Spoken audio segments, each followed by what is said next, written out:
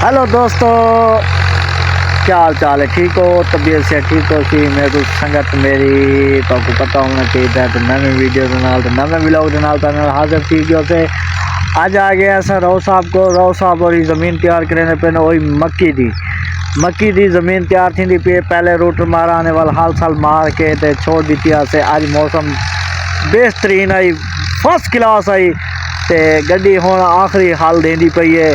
हल दे के वाल खेला वाला प्लांटर चाह तू खेला कढ़ने मक्की का खेला कट के मक्की का चौपा लवेने तो दिखेने। ट्रैक्टर भी लगी खड़ी है ये देते पे सो ट्रैक्टर। ओए ओ काका जल्दी आ जा जल्दी कर ट्रैक्टर आ गई। ये देते वे ट्रैक्टर लगी खड़ी है ते ये हुण हल देंदे पे। पहले भी एक हल दिता पिया। जमीन ही में बनी पई है फर्स्ट क्लास, बहुत VIP ज़मीन तैयार थी है में चूरी बनी पई है। ये दिखे वे राव साहब और ये दिखे वे हल दे जवान शुरू है। बस ये आखिरी हल देना पे। हुण हल दे के ते वाल खेला कढ़े ने। खेलों तो बाद इंशाल्लाह चौपा लवे सु मकाई दा। अज पहले यो आखिरी एक किला फारक पिया सारा असा के चलो मक्की ला दो ते काश सारी पूरी थी। वैसे मौसम थोड़ा जहा ख़राब आई ही वास्ते निसे कर सके।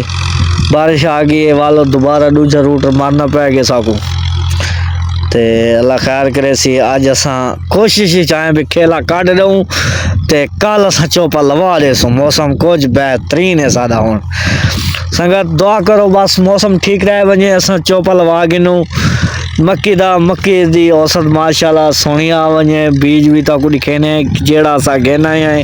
राव साहब पूरी मेहनत च लगे पे। मेरा 1 एकड़ बच्चा पिया अज हूँ तो उनको तैयार करवेंदा पिया। तैयार करवा के ट्रैक्टर डिठे वे ये आंदी पई है सामने दे दे पे सो इवें बजे ही खड़े जवान ते आखिरी हाल है। उन तो बाद प्लांटर चेने प्लांटर बाद खेला कढ़े ने। वाल अल्लाह खैर करे सी। जिमें सारे व्लॉग के नाल जुड़े रहो सो संगत। परेशान नहीं थी होना जेड़ी वीडियो तो आपको दिखे ने जट किमें ज़मीन तैयार करें दे क्या करें दे जिमें मेहनत करें दे वो आपको पता होना चाहिए। राव साहब और हाली मसरूफ हैं करना गुफ्तगू करवे सो जे वेले खेला कढ़े सो। अज असा प्लांटर जेड़ा इस्तेमाल करने नवा 0 मीटर प्लांटर असा तैयार कराए। अज असा पहले तो खेलों दे अज असा शुरू करे सो भलो ही तक दिखे सो संगत। दुआवा याद रखे सो। ई वीडियो का करें हुण एंड दे सो सा कोई इजाज़त। अल्लाह हाफिज़।